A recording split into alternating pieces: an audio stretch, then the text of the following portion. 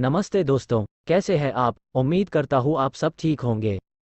आज की कहानी एक ऐसे महान व्यक्ति की है जिनकी जिंदगी हमारे देश की आज़ादी के लिए थी और उनकी मृत्यु भी आज तक एक रहस्य ही है। हालांकि सरकारी जांच में सब साफ कर दिया है, पर फिर भी समाज का एक बड़ा तबका आज भी उनकी मृत्यु की एक अलग राय रखता है। जी हाँ, हम बात करेंगे हमारे देश के महान नेता नेताजी सुभाष चंद्र बोस। 23 जनवरी 1897, द 23rd of January 1897 को ओडिशा के कटक शहर में पिता जानकीनाथ बोस और माता प्रभावती देवी के घर सुभाष चंद्र बोसु का जन्म हुआ। प्रभावती और जानकीनाथ बोस की कुल मिलाकर 14 संतानें थीं, जिसमें 6 बेटियां और 8 बेटे थे। सुभाष उनकी 9वीं संतान और 5वें बेटे थे। कटक के प्रोटेस्टेंट स्कूल से प्राइमरी शिक्षा पूर्ण कर 1909 में उन्होंने रेवेंशा कॉलेजिएट स्कूल में दाखिला मिला। 15 वर्ष की आयु में ही सुभाष ने विवेकानंद साहित्य का पूर्ण अध्ययन कर लिया था। 1916 में जब वे दर्शनशास्त्र ऑनर्स में बीए के छात्र थे, तभी किसी बात पर प्रेसिडेंसी कॉलेज के अध्यापकों और छात्रों के बीच झगड़ा हो गया। सुभाष ने छात्रों का नेतृत्व संभाला, जिसके कारण उन्हें प्रेसिडेंसी कॉलेज से 1 साल के लिए निकाल दिया गया और परीक्षा देने पर प्रतिबंध भी लगा दिया। बाद में सुभाष ने खूब मन लगाकर पढ़ाई की और 1919 में बीए ऑनर्स की परीक्षा प्रथम श्रेणी में उत्तीर्ण की। कलकत्ता विश्वविद्यालय में उनका दूसरा स्थान था। पिता की इच्छा थी कि सुभाष आईसीएस बने। उस समय उनकी आयु को देखते हुए केवल एक ही बार में ये परीक्षा पास करनी थी। 15 सितंबर 1919 को परीक्षा की तैयारी के लिए वो इंग्लैंड चले गए और 1920 की आईसीएस परीक्षा में वरीयता सूची में चौथा स्थान प्राप्त किया। ऐसे जुनूनी और आत्मविश्वास से पूर्ण थे नेताजी, जो ठान लिया वो करके दिखाया। लेकिन उनका मन तो स्वामी विवेकानंद और महर्षि अरविंद घोष के आदर्शों में रमा हुआ था। ऐसे में आईसीएस बनकर वो अंग्रेजों की गुलामी कैसे कर पाते। अतः 22 अप्रैल 1921 आईसीएस से त्यागपत्र दे दिया। ये समाचार मिलते ही उनकी मां प्रभावती ने कहा, पिता, परिवार के लोग या अन्य कोई कुछ भी कहे, उन्हें सुभाष के इस फैसले पर गर्व है। अंततः जून 1921 में मानसिक एवं नैतिक विज्ञान में ट्राई पास ऑनर्स की डिग्री के साथ सुभाष देश सेवा के लिए स्वदेश वापस लौट आए। 1937 में एमिली शेंकल से उनका विवाह हुआ और उनकी अनीता नाम की बेटी हुई थी। 1939 में उन्होंने main all India forward block की स्थापना की। द्वितीय विश्व युद्ध के दौरान अंग्रेजों के खिलाफ लड़ने के लिए उन्होंने जापान के सहयोग से आज़ाद हिंद फौज का गठन किया था। 1940 में जब हिटलर के बमवर्षक लंदन पर बम गिरा रहे थे, ब्रिटिश सरकार ने अपने सबसे बड़े दुश्मन सुभाष चंद्र बोस को 2 जुलाई 1940 को देशद्रोह के आरोप में गिरफ्तार कर कलकत्ता की प्रेसिडेंसी जेल में कैद कर रखा। 29 नवंबर 1940 को सुभाष चंद्र बोस ने जेल में अपनी गिरफ्तारी के विरोध में भूख हड़ताल शुरू कर दी थी। एक सप्ताह बाद 5 दिसंबर को गवर्नर जॉन हर्बर्ट ने एक एम्बुलेंस में बोस को उनके घर भिजवा दिया, ताकि अंग्रेज सरकार पर यह आरोप न लगे कि उनकी जेल में बोस की मौत हुई है। हर्बर्ट का इरादा था कि जैसे ही बोस की सेहत में सुधार होगा वो उन्हें फिर से हिरासत में ले लेंगे। बंगाल की सरकार ने न सिर्फ उनके 38/2 एल्गिन रोड के घर के बाहर सादे कपड़ों में पुलिस का कठोर पहरा बैठा दिया था, बल्कि ये पता करने के लिए भी अपने कुछ जासूस छोड़ रखे थे कि घर के अंदर क्या हो रहा है। उनको भारत से गुप्त रूप से निकलने में उनके भतीजे शिशिर के नेतृत्व में योजना बनी कि शिशिर अपने चाचा को देर रात अपनी कार में बैठा कर कलकत्ता से दूर एक रेलवे स्टेशन तक ले जाएंगे। सुरक्षित निकलने की तैयारियों के लिए मध्य कलकत्ता के वेचल मौला डिपार्टमेंट स्टोर से बोस के भेष बदलने के लिए कुछ ढीली सलवारें और एक फैस टोपी खरीदी गई। अगले कुछ दिनों में एक अटैची, 2 काचवुल की कमीजें, टॉयलेट का कुछ सामान, तकिया और कंबल खरीदा। एक प्रिंटिंग प्रेस से सुभाष के लिए Mohammad Ziauddin BA LLB travelling inspector, the Empire of India Assurance Company Limited, स्थायी पता सिविल लाइंस, जबलपुर नाम से विजिटिंग कार्ड छपवाए गए। अंग्रेजों को धोखा देने के लिए सुभाष के निकल भागने की योजना घर वालों, यहां तक कि उनकी मां से भी से छिपाई गई। सुभाष के पुराने सूटकेस पर लिखे हुए उनके नाम एससीबी को मिटाकर उसके स्थान पर चीनी स्याही से एमजेड लिखा गया। जब सारा कलकत्ता गहरी नींद में था, चाचा और भतीजे ने लोअर सर्कुलर रोड, सियालदह और हैरिस रोड होते हुए हुगली नदी पर बना हावड़ा पुल पार किया। दोनों चंद्रनगर से गुजरे और भोर होते होते आसनसोल के बाहरी इलाके में पहुंच गए।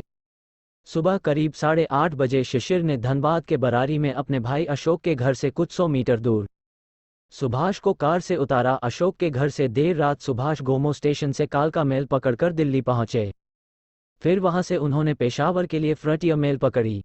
19 जनवरी की देर शाम जब फ्रंटियर मेल पेशावर के कैंटोनमेंट स्टेशन में घुसी तो मियां अकबर शाह बाहर निकलने वाले गेट के पास खड़े थे। अकबर शाह उनके पास गए और उनसे एक इंतजार कर रहे तांगे में बैठने के लिए कहा। उन्होंने तांगे वाले को निर्देश दिया कि वो इन साहब को डीन होटल ले चले। फिर वो एक दूसरे तांगे में बैठे और सुभाष के तांगे के पीछे चलने लगे। रास्ते में उनके तांगे वाले ने कहा कि आप इतने मजहबी मुस्लिम शख्स को विधर्मियों के होटल में क्यों ले जा रहे हैं?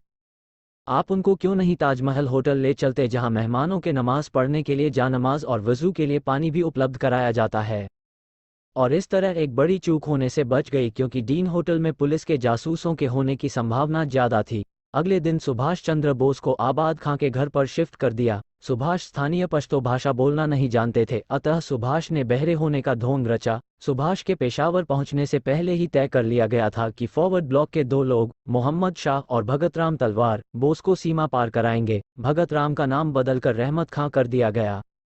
तय हुआ कि वो अपने गूंगे बहरे रिश्तेदार जियाउद्दीन को अड्डा शरीफ की मज़ार ले जाएंगे, जहां उनके फिर से बोलने और सुनने की दुआ मांगी जाएगी। 26 जनवरी 1941 की सुबह मोहम्मद जियाउद्दीन और रहमत खां एक कार में रवाना हुए।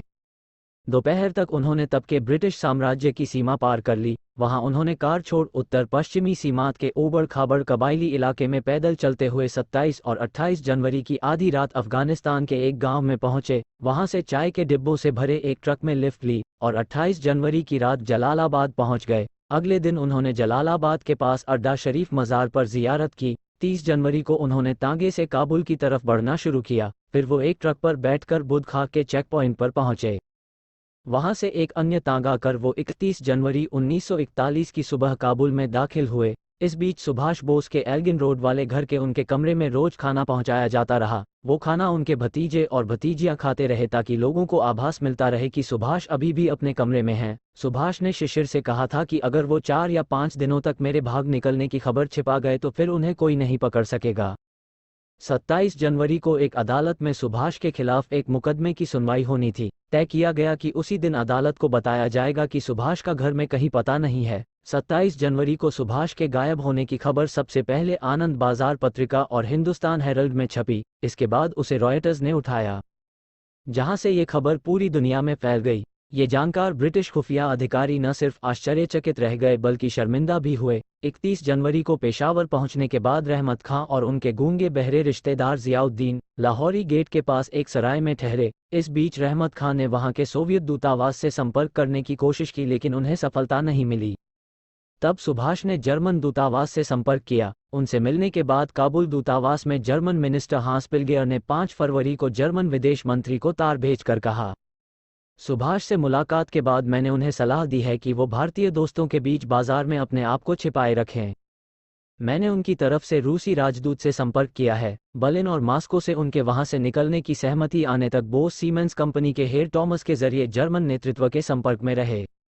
इसी बीच एक अफगान पुलिस वाले को उन पर शक हो गया। उसको कुछ रुपये और सुभाष की सोने की घड़ी देकर बमुश्किल पिंड छुड़ाया। ये घड़ी सुभाष को उनके पिता ने उपहार में दी थी। कुछ दिनों बाद सीमेंस के हेर टॉमस के जरिए सुभाष बोस के पास संदेश आया कि अगर वो अपनी अफगानिस्तान से निकल पाने की योजना पर अमल करना चाहते हैं तो उन्हें काबुल में इटली के राजदूत पाइत्रो क्वारोनी से मिलना चाहिए। 22 फरवरी 1941 की रात को बोस ने इटली के राजदूत से मुलाकात की। इस मुलाकात के 16 दिन बाद 10 मार्च 1941 को इटालियन राजदूत की रूसी पत्नी सुभाष चंद्र बोस के लिए एक संदेश लेकर आई, जिसमें कहा गया था कि सुभाष दूसरे कपड़ों में एक तस्वीर खिंचवाएं। सुभाष की उस तस्वीर को एक इटालियन राजनयिक ऑलैंडो मजोटा के पासपोर्ट में लगा दिया गया।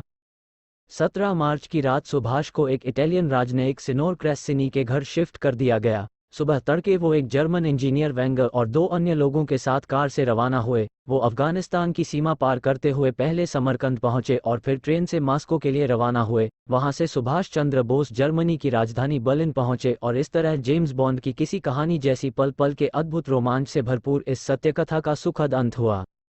भारत की आज़ादी की अपनी इस लड़ाई के दौरान नेताजी ने कुछ कालजयी नारे दिए थे। उनके द्वारा दिया गया जय हिंद का नारा भारत का राष्ट्रीय नारा बन गया है। तुम मुझे खून दो मैं तुम्हें आज़ादी दूंगा एक सार्वकालिक अद्भुत नारा माना गया है, जिसने पूरे भारत में चेतना जगा दी थी। 21 अक्टूबर 1943 को सुभाष बोस ने आज़ाद हिंद फौज के सर्वोच्च सेनापति की हैसियत से स्वतंत्र भारत की अस्थायी सरकार बनाई, जिसे जर्मनी, जापान, फिलीपींस, कोरिया, चीन, इटली, मांचुको और आयरलैंड सहित 11 देशों की सरकारों ने मान्यता दी थी। जापान ने अंडमान व निकोबार द्वीप इस अस्थायी सरकार को दे दिए। 1944 को आज़ाद हिंद फौज ने अंग्रेजों पर दोबारा आक्रमण किया और कुछ भारतीय प्रदेशों को अंग्रेजों से मुक्त भी करा लिया।